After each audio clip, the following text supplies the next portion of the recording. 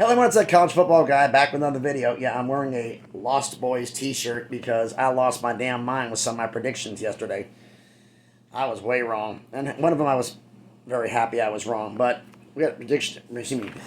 We got to get through the predictions for the count 'em, five bowl games we had yesterday, as well as the four we have today, including the two semifinal games of the college football playoff, which I'm not really going to beat to death because they've been beat to death by everybody else. But first and foremost, let's get this out the way. Please smash the like button. Helps with the algorithm. Helps the video be seen by more people. Comment on the video. I love interacting with everybody. Subscribe to the channel. We're on our way to 300 subscribers. And if you do subscribe, remember to please hit the notification bell. To let you know when I put out a video. I try to put one out every single day. Sometimes more than one in a day. Alright, first let's get into these real fast. It's a little past 10 o'clock in the morning here. Hopefully I can get uploaded in time before the start of the first bowl game, which is... I have my notes here. Where are you? It's actually going to be, I think, either two games actually kicking off at noon Eastern, 11 o'clock. Sugar Bowl and Music City Bowl. But first, let's get up the Duke's Mayo Bowl. I don't make up the names, folks. I thought NC State was going to win. No, Maryland won 16-12. Maryland pretty much led from the beginning to end in this game. Talia Tagovailoa, 19-37, 221 yards, one touchdown, two INTs. Maryland's disappointing stat, team rushing, 41 carries, 76 yards. Not good. Didn't get 2 yards a carry. Chad Ryland, 3 for 3 on his field goals, including a 45-yarder. Let me get this right here. 5:36 left in the game to give them the go-ahead, and NC State had the ball, got the ball back, and first and 10, tried to get back into it, and immediately threw a pick to Jacorian Bennett to basically gift wrap the game to Maryland. So crushing to Maryland winning the Duke's Mayo Bowl. Sun Bowl. Pitt UCLA. Thought UCLA was going to win. Nope. Pitt wins 37-35. UCLA was leading 21-14 at the half. In fact, at one point it was 8:45 in the third. It was 28-14, and then Pitt. That was on a 52-yard pick six. It was Jalen Barnes from UCLA who got that pick six. But UCLA just couldn't hold on. Pitt just came back and stormed back. Even to take the lead, 34-28. But I'm gonna get real stats real quick for Pitt. Nick Patty, 20-41, 229 yards, one touchdown, one INT. Rodney Howard Jr., 25 carries, 93 yards, two touchdowns. Special teams was a sports of this game, folks. Special teams and defense. Pitt took the lead, 34-28, and then Pitt had the ball. Punt by I'm a punter. I think it was a punt by UCLA. Pitt fumbled. UCLA immediately came back down the field and tied the game, and then.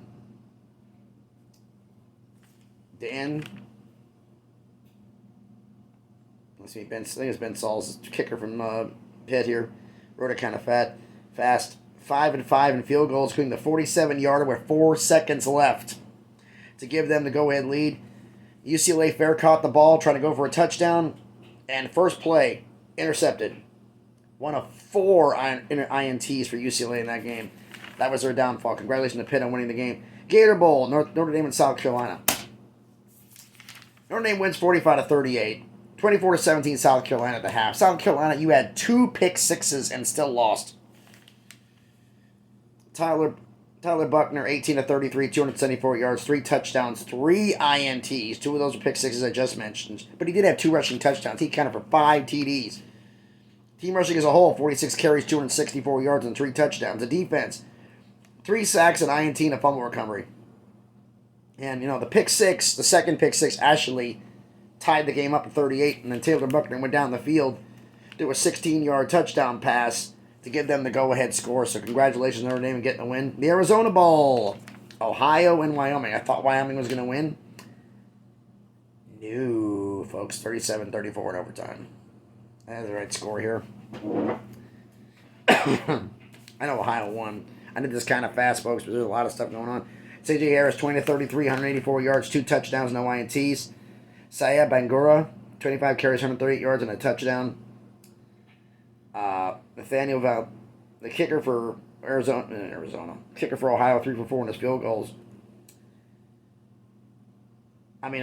Ohio actually had to kick a field goal to get the game to go to overtime. Wyoming kicked a field goal to take the lead overtime.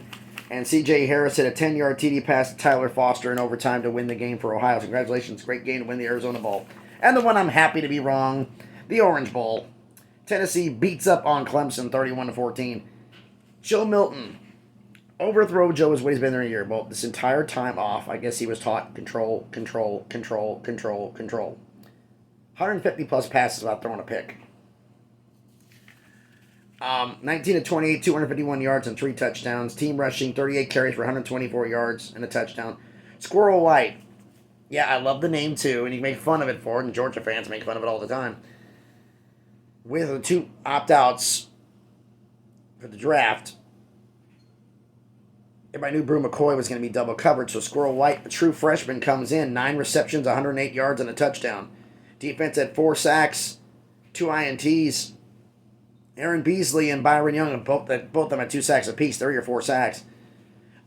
Some people actually came up to me and said, Beasley, he looks like a corner. No, actually, he's a linebacker just at number 24. It's just the way it goes. Clemson's real problem is the fact it's just not getting any points. I mean, they missed 3 field goals in this game. I mean, that could have been a momentum changer in this. They made those 3 field goals, been 31-23. Big difference in the game, folks. Obviously could have changed the attitude of things, but not the way it went down. So now, the games for today. 12 p.m. Eastern, 2 games. First, the Sugar Bowl. At 10-2 Alabama, at 10-3 Kansas State. Alabama's a 6.5-point favorite. I want you to know for this about this one. Bryce Young and Will Anderson are back. They're playing this game. No decision for them about the draft or anything. And Deuce Vaughn and Will Howard, the guy who replaced Blake Martinez, replaced Martinez. My brain's going dead here. They're both going to be in this game. So you have Alabama's rush defense against a great rushing attack. This game has been beaten to death by everybody. I could go into the stats, but everybody's been doing it. This game has been a one that everybody talks about. I mean, a little more in depth on the other one here, but Alabama has, even though they have 15 players in the transfer portal, 15, I'm still picking Alabama to win this game because they just too much depth versus Kansas State. The other noon game, Music City Bowl right up the road in Nashville, Titan Stadium. 7-5 Iowa versus 7-5 Kentucky. Iowa's a 2.5-point favorite. Both teams are without their starting quarterbacks. Here. So Spencer Petra, starting quarterback of Iowa, he's injured. The backup, Alex Padilla, went in the portal. So Joe Labas, a freshman, will throw his first ever pass in a bowl game. Yikes. 17.9 points per game scoring, giving up 14 forces, about 3.5. 174 yards passing allowed, not good. 104 yards rushing allowed, good, but they only rushed the ball 97. The passing game maybe not existent. Kentucky, Will Levis, star quarterback. He was declared for the NFL draft. So either redshirt freshman, Sharon, or the true freshman, White, will be the starting quarterback in this game for Kentucky. Offensive stats, in fact, Christopher Rodriguez, Kentucky starting running back, he opted out for the draft. So McLean's going to be the backup. 49 carries, 238 yards rushing on the season. So you have no starting quarterback, no starting running back. One of your starting corners, Carrington Valentine, opted out for Kentucky. And Iowa's defense is intact. So with that being said, I got to pick Iowa to win this because they're going to lose their quarterback. But they're losing their quarterback and running back, so that makes it even. Whose defense is intact? Iowa's defense is intact. So I got to pick Iowa.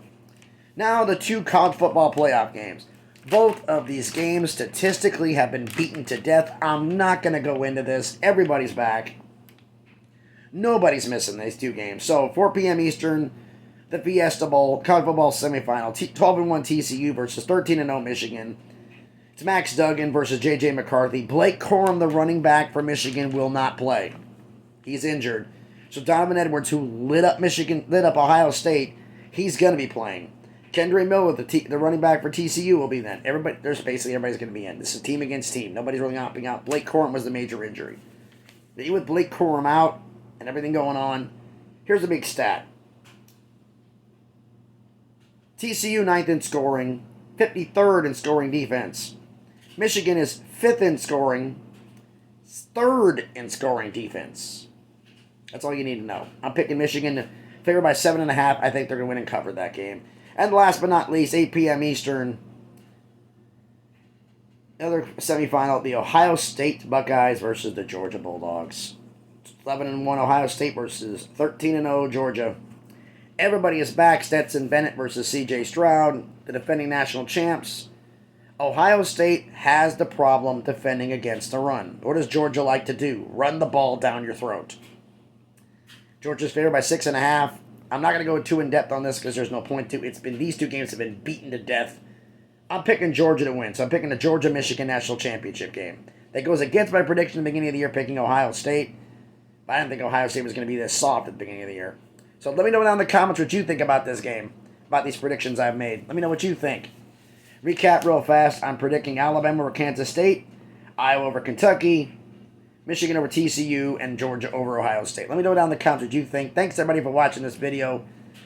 As always, please like, comment, and subscribe. Thanks, everybody. Hope everybody has a great day and enjoys some college football. And please, be good to each other.